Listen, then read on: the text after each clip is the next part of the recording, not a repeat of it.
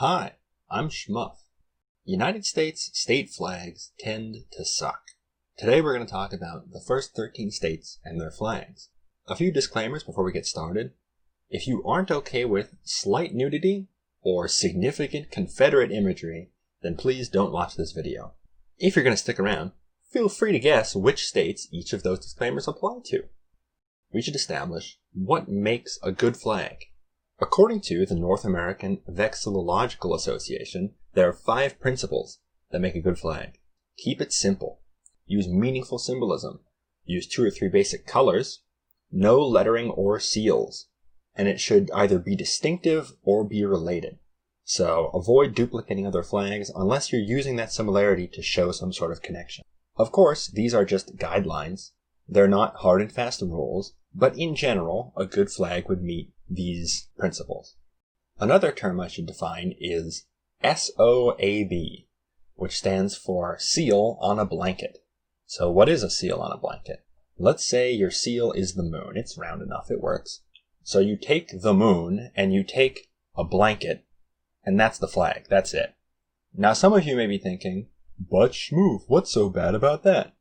Well, by the nature of state seals, they tend to be pretty visually complex. So usually, the seal itself will violate most of the principles that I just mentioned. Not to mention, it's excessively lazy, and there's almost always a better alternative to that. When a flag like that comes up, I will not be discussing the symbolism of the seal.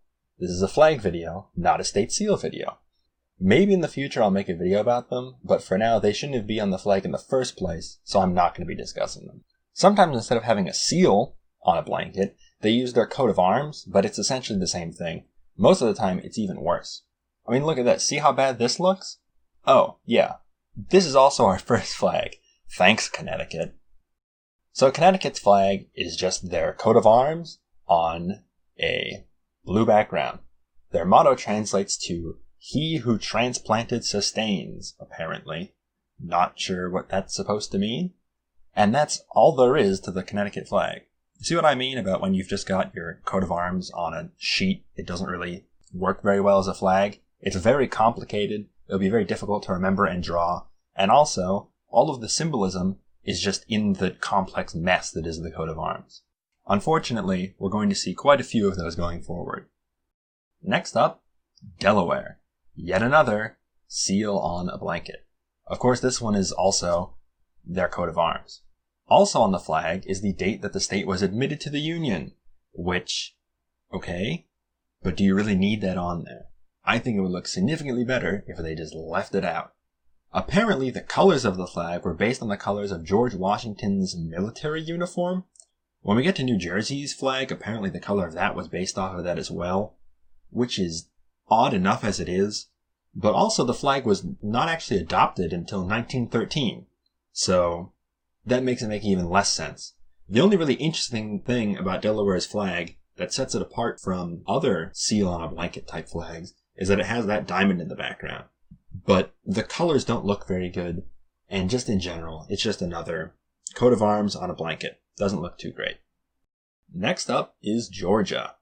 So just a warning, seems like the government of Georgia really loves the fact that Georgia was in the Confederacy, and you'll see what I mean in a second. So their first flag was designed based off the first Confederate flag, known as the Stars and Bars. This was adopted in 1879. It kept having different seals and stuff put in that left blue bit. It wound up with this seal in particular in there at the end. The end being 1956, when they changed it. Now you might be thinking, oh, it must get better from here. Nope. They changed it to this Confederate abomination.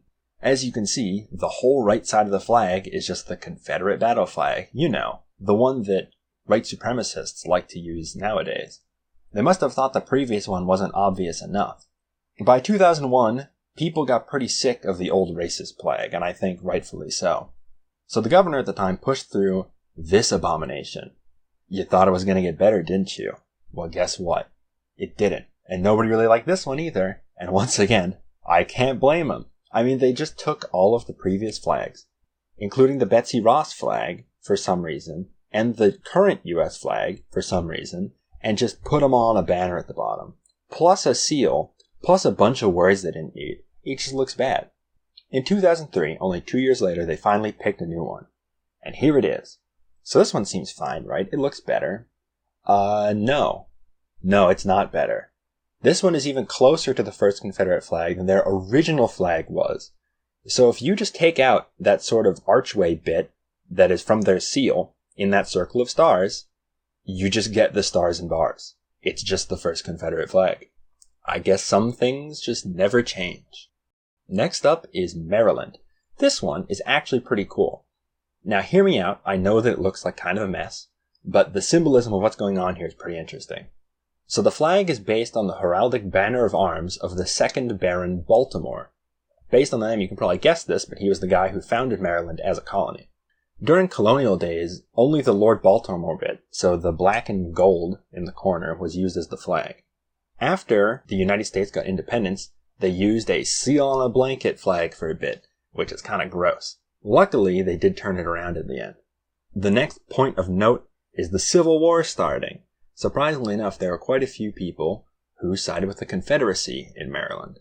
So the Union forces of Maryland used that Lord Baltimore bit again, the gold and black. But the Confederate forces took up the Crossland banner as their flag. Interestingly, that's the other part of the heraldic banner of arms of the 2nd Baron Baltimore. Once the Civil War was over, those two flags that were both independently taken from the heraldic banner of arms of the 2nd Baron Baltimore were recombined into that heraldic banner of arms, and now that's the flag that is used today. I think it looks pretty cool, and the story behind it makes it even cooler. It's almost like a gesture of reunification after the Civil War had split the people of the state apart. So after that one, we move on to a not quite as great one, Massachusetts. Massachusetts didn't even have an official flag until 1908. And of course, they just took a seal on a blanket. Once again, it's their coat of arms instead of their seal, but same idea. Interestingly, it had a reverse side with this tree shield pattern on it until 1971. So that means that on the front of the flag was their coat of arms, and on the back was the shield thing, which is odd. In 1971, they just made both sides the coat of arms. And then that tree got moved to their naval ensign, which is just like the flag that the Navy would fly. For some reason. Because Massachusetts, as you would probably guess, doesn't have their own Navy anymore. It's not like they're a colony, they're part of the US. Not sure why they have that flag, but at least it looks nice. Next up is New Hampshire. And guess what? It's a seal on a blanket, in the exact meaning of the words. The only good thing about New Hampshire is that some have suggested replacing the seal with something else. In this case, with the Old Man in the Mountain, which if you're not from New Hampshire, you might not know what that is.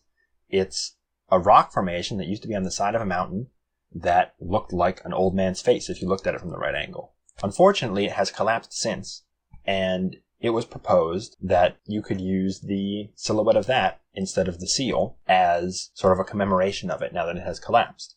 You can see it here on their state route markers. I think that if that was done well, it would look quite nice compared to their current seal on a blanket type flag, but I have a feeling that it's never going to get changed. Next up, New Jersey. Guess what? We've got another coat of arms on a blanket. The only real interesting thing about this one is unlike many US state flags that are like this one has a different colored background. It's colored buff. That's what that yellow color is called. But there's nothing else really interesting. It's just another coat of arms. Next up is New York. You might think that I forgot to change the flag, but no. That's one of New York's old flags. You see how it looks almost the same? Yeah. It was also adopted only a year after the New Jersey flag was. You see that girl on the left that's dressed like Superman, kinda? That's Liberty. And she's exactly the same as on New Jersey's flag. Her hat on a stick and all. In 1901, they made the groundbreaking decision of changing their background color to blue. So taking away one of the few unique things they had in their flag. And also very recently in 2020, they added even more text to their flag by adding E pluribus unum on the bottom. Because I'm sure that just makes it look better. It doesn't seem cluttered at all. Next up is North Carolina. North Carolina didn't actually adopt a flag until it had seceded from the Union, leading into the American Civil War. Its first flag was adopted in 1861. The top date is the date of the Mecklenburg Declaration of Independence, which is a document that may or may not have ever existed. Many historians think that it's just a misinterpretation of someone misremembering a previous event. So the date that's on the top there may or may not have ever mattered, because that was apparently when this document was signed. If it did exist, it was the first statement of independence from Britain from the colonies, far before the United States had decided to declare independence. The bottom date is their secession from the Union, which is not very surprising considering it was a Confederate flag. Their second flag was adopted in 1885, quite a bit after the Confederacy had fallen apart. The bottom date is now the date of the Halifax Resolves, which is yet another North Carolina Declaration of Independence, although this one is actually real. So the top one is the one that probably didn't happen, and the bottom one is the one that definitely did happen. So at least we've got one of them that's real. And their most recent flag, they just changed the proportions for some reason. I couldn't find a reason for why. They just kind of did. Next up is Pennsylvania. Yet again, we've got the coat of arms on a blue background. Interestingly, it was almost even worse than this. In 2005, it was proposed to add the word Pennsylvania in gold letters along the bottom of the flag, which even passed the state house, but the state senate never bothered to vote on it. And I think that's definitely a good thing. It's cluttered enough as it is, even if the horses do give it something a little bit unique compared to some of the other state flags. Rhode Island's actually got a pretty good group of flags under its belt throughout its history. Rhode Island's first flag was its regimental flag that was used during the Revolutionary War. It's based loosely on their state seal, and also prominently features the anchor, which was a symbol of the state for a very long time. Apparently today, some people even use that flag as opposed to the current state flag of Rhode Island. If you're watching and you're from Rhode Island, let me know in the comments if that's a thing that people still do. In 1882, they adopted this simplified version of the previous flag. I actually like this version of the flag a lot. It has 13 stars, both to represent that it was the 13th state to ratify the Constitution, also for the 13 original states that it was a part of. And then its current flag. They changed the background to white, which isn't necessarily bad, but they also added this little scroll that says hope on it for some reason. Hope is their state motto, so it makes sense why it says hope, but it just makes the flag more cluttered, and it would look better without it, as we just saw with their previous flag. It's apparently supposed to have a gold fringe on the outside, like their state law says that it has that, but most pictures you can find of it don't have the gold fringe. So as far as I can tell, most of the time it's just not included. Once again, if you're from Rhode Island, let me know if you normally see it with the fringe or without. Next up is South Carolina. So South Carolina's flag is actually pretty nice. It's got a white crescent and a palmetto tree on a blue background. And both of these have some symbolism to them as well. The crescent was based on the crescents that soldiers from South Carolina wore on their uniforms during the Revolutionary War.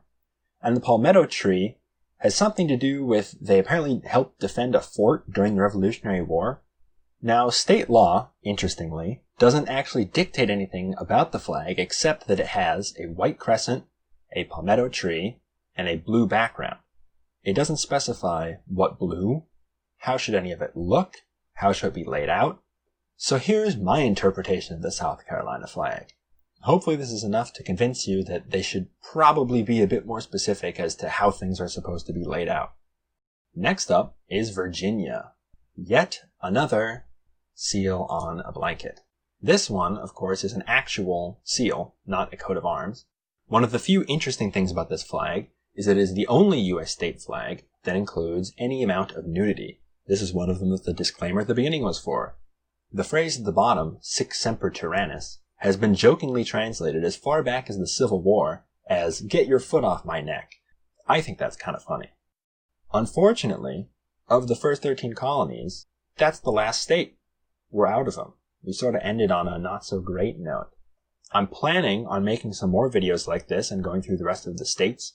Like I said before, unfortunately, most of them are pretty underwhelming, but there are quite a few good flags outside of the first 13. When you get to the rest of the country, unfortunately, you do have a lot more seals on blankets. But yeah, let me know what you thought, and I will see you for the next video.